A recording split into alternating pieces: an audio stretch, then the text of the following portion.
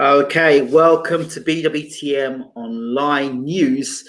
And in this term, it's education, edutainment, and just lockdown special. So if you're looking for a good movie to watch in these times during your lockdown, I want to recommend you take a good look at the movie I'm going to talk about, 1984. Ironically, this is the year of Wonder Woman 1984. We also have 1984, the movie. Let's not forget that, by George Orwell. So for those of you who want to just check this out, so let me just pull this over to you. This is what we'll be looking at. So this is the George Orwell 1984 movie. So you've got the book here by George Orwell. It's on Amazon. And the different pictures that come with it. Big Brother's watching it. It's a 1984 movie, right? So Big Brother watching you. Just different. You can just Google. These are all Google. On Google, you just type in 1984. Of course, you see here there's no Wonder Woman. It's George Orwell's 1984. It's very different clips. And where you got here, war is peace, freedom is slavery, and ignorance is strength. See it again. War is peace, freedom is slavery, ignorance is strength. 1984. You see there, Big Brother. You think about the time when this was out. There was no such thing as Big Brother. Now look at this now. The Ministry of Truth. 1984, George Orwell. Big Brother is watching you. Okay, so let's go here to the plot. A little bit more about this particular movie by George Orwell. We can see if you can see that. Let me stop the screen there and then see if I can share screen again. I think I should be able to do it. You see here. So here we go. Yeah, this is an article, or this is what IMDb basically gives you the plot, lets you know what the movie is about. So here, this is it. IMDb, just look it up. So why is this movie one that I'm recommending you should go and watch, particularly if you live in the UK? But if you just want to watch a movie anyway, this is it. So 1984, it's a plot. Summaries. In a totalitarian future society, a man whose daily work is rewriting history tries to rebel by falling in love. Longing for freedom, the lowly bureaucrat of the Ministry of Truth, Winston Smith, summons up the courage to write down his unspoken desires in his little secret diary. Serving silently at the pleasure of the grim, autocratic hyperstate of Oceania, Smith knows that the English Socialist Party's supreme leader, the omnipotent Big Brother, watches his every move, condemning the already terrified people into a life of slavery. Under those dire circumstances, as the totalitarian government suffocates and stranglehold tightens more and more, Julia, another equally sedacious party member, crosses paths with Winston, and a dangerous Palestine affair begins. Now, there's no turning back, and sooner or later, the illicit couple will have to pay for its hideous crimes against dictatorial state, what makes a good citizen. So there's more about the plot here. In 1984, in the territory of Oceania, check this, formerly England, it is ruled by totalitarian regime, by Big Brother exposing an ideology called INGSOC.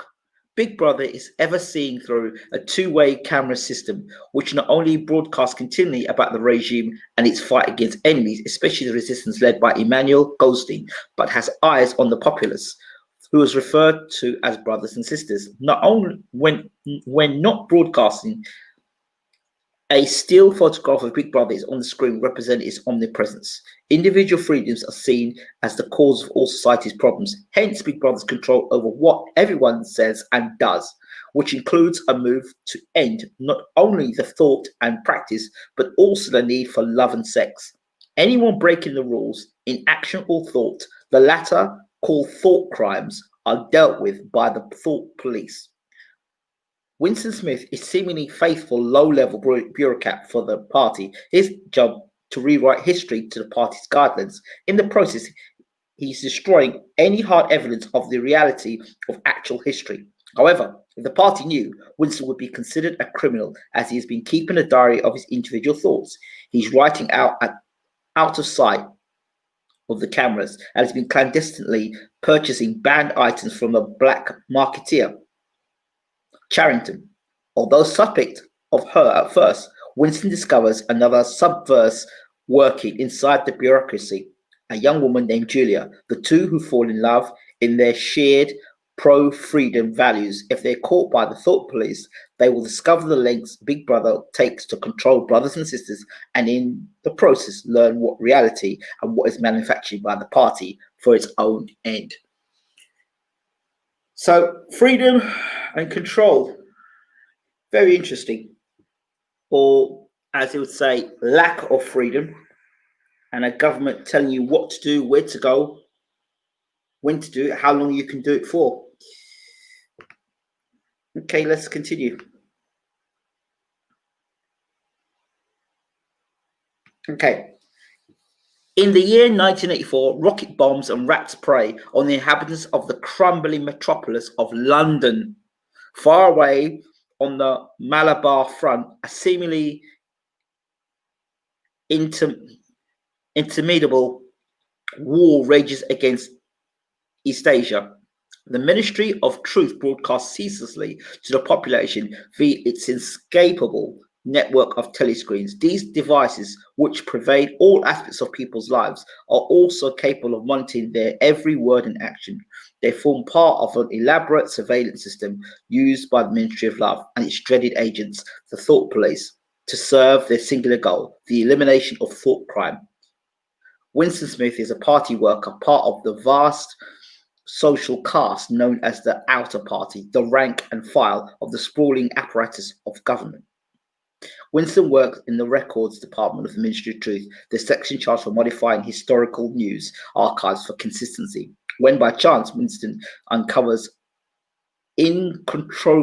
controvertible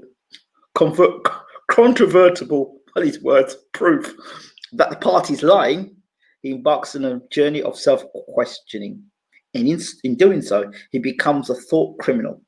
Winston begins to notice that a young party member, Julia, is watching him. She wears a distinct slash of ultra-zealous anti-sex league, and Winston fears that she is an informant. However, to his surprise, she reveals herself as a subverse, and they embark on an illicit and dangerous relationship. This prompts Winston to explore deeper the blur between propaganda and reality. Ultimately, it leads to him to O'Brien, a member of the inner party, who sets Winston on an irreversible course of discovery.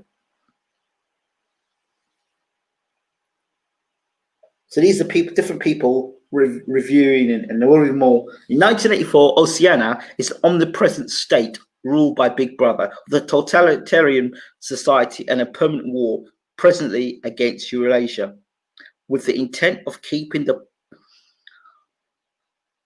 proletariat without education and possibly of capital accumulation. People from the upper classes follow their ingsoc philosophy and are under permanent surveillance of Big Brother through the telescreen, a monitor that is a television and also spies the lives of each individual. However, the proletariat is free of the current control of the state. With these words, the party has just released its 10th edition of the Newspeak Dictionary, which the intention of reducing the words to make people be limited to express any feeling against the party. In the Ministry of Truth in Newspeak, the bureaucratic Winston Smith rewrites history to control the future of the party and is quite indifferent to this society. Winston is approached by a party member, O'Brien, that gives a copy of the new released dictionary to him. When Winston meets Julia, they commit sex crime and fall in love for each other, but they're captured by fearful thought police, and Winston is interrogated and brainwashed by O'Brien that explains the logic of the party to keep the power. But in the end, the human spirit prevails. So this is the movie, 1984. So we can have another read of this. This is the synopsis of the actual movie. This is the plot. Again, all this seems very, very interesting. Very interesting. Because we're now in 2021, 1984, there's a few years in between it, but there have been subtle changes. So this is a synopsis. Okay, here we go. Synopsis. Set in dystopian April of 1984, nearly 40 years after the end of the Second World War and a few years after the so-called atomic wars, Winston Smith, John Hurt, is a middle-aged man who endures a squalid existence in totalitarian superstate of Oceania under the constant surveillance of the thought police. The story takes place in the decaying city of London. London, you hear? The capital of the territory of the Airstrip 1, formerly Great Britain. Winston is just another lowly political party official in the Ministry of Propaganda. He lives in a small, dirty flat and works in a small office cubicle alongside dozens of other men and women at the Ministry of Truth, rewriting history in accordance with the dictates of the party and its probably mythical supreme figurehead, Big Brother, Bob Flagg, a Joseph Stalin-esque leader who is never seen in public and whom appears only on propaganda posters, advertising billboards, and television monitors. Winston's task, like many in his office, is to erase anyone who has fallen afoul of the government from the official histories, who become unpersons.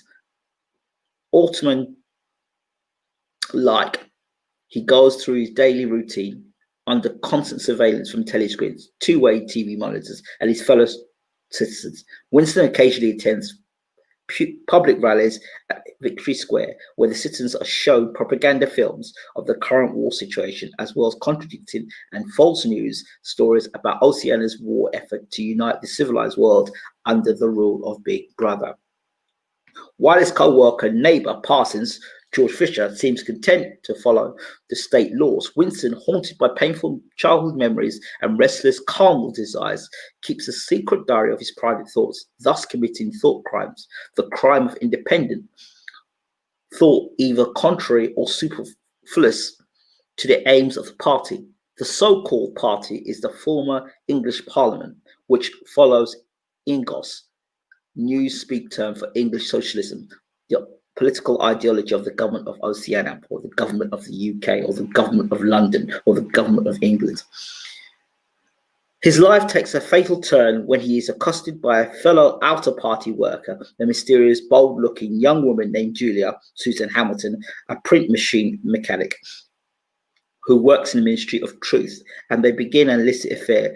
Their first meeting takes place in the remote countryside, where they exchange subversive ideas and have a sexual encounter in the woods, out of view and earshot of the nearest telescreen. Shortly after, Winston rents a room above the pawn shop in a supposedly safe proletarian neighborhood, where they continue their liaison. Julia, a sensual, free-spirited young woman, procures contraband food and clothing on the black market, and for a few months they secretly meet and enjoy the illicit life of relative freedom and contentment together. Very interesting. It comes to an end one evening in June 1984, when the thought police suddenly raid the flat and arrest two of them. It is revealed that there is a small telescreen hidden behind a picture on the wall in their room, and that the elderly proprietor of the pawn shop, Carrington Civil Cusack, is in fact a covert agent of the thought police. Winston and Julia are then separated and taken away to be detailed, questioned, and brutally rehabilitated. Winston is brought to the fortress-like building, which is called the Ministry of Love, where he is systematically tortured and brainwashed by Richard Burton, a high-ranking member of inner party whom Winston previously believed to be a fellow thought criminal and agent of the resistance movement led by the arch enemy of the party, Emmanuel Goldstein, who, like Big Brother, perhaps does not exist. O'Brien instructs Winston about the state's true purpose and schools him in a kind of catechism on the principles of doublethink, the practice of holding two contradictory thoughts in mind simultaneously. Doublethink entails the willful denial and destruction of all self-evident truths, memory, or physical proofs, which contrary to the supreme reality that is invented by the party at any given time. So your own truth versus the rubbish that the government send to you, your false news or fake news. For his final rehabilitation, Winston is brought to room 101, where O'Brien tells him he will be subjected to the worst thing in the world, designed specifically around Smith's personal phobias and traumas. When confronted with this unbearable horror, which turns out to be a cage full of vicious carnivorous rodents, Winston's psychological resistance finally and irretrievably breaks down, and he hysterically reputates his allegiance to Julia, now completely subjugated and purged of any rebellious thoughts, impulses, or personal attachments. Winston is restored to the physical health and released. Winston returns to the Chestnut Tree Cafe, where he previously seen the rehabilitated thought criminals Jones, Harrison, and Rutherford, themselves once prominent but later disgraced members of the inner party, who have been vaporized and rendered unpersons. While sitting at the chess table, Winston is approached by Julia, who has also been brainwashed and rehabilitated. They share a bottle of Victory gin and emotionally exchange a few words about how they've betrayed each other. After Julia leaves, Winston watches a TV news broadcast of himself on a large telly screen, confessing his crimes against the state, then imploring forgiveness of the populace in the humbled and remorseful manner of the prodigal son who came back to the fold. Upon hearing a news report declaring that Oceania's army utters rout of the enemy Eurasian forces in North Africa, Winston silently and tearfully professes his gratitude and love for Big Brother, and he anticipates the date of his expedition. Having been deprived of his freedom to think and feel for himself and reduced to a mere shell of a man, Winston is soon to be deprived of his very physical existence as well. He now welcomes his final subjugation to the absolute power and supremacy of the state as he says, "I love you," to the glowing, ever watchful visage of Big Brother on the telly screen. So there you have it. 1984. Big Brother. That's it. That's a movie you can watch. It's available. I believe it's on YouTube at the moment as well. 1984. Interesting stuff.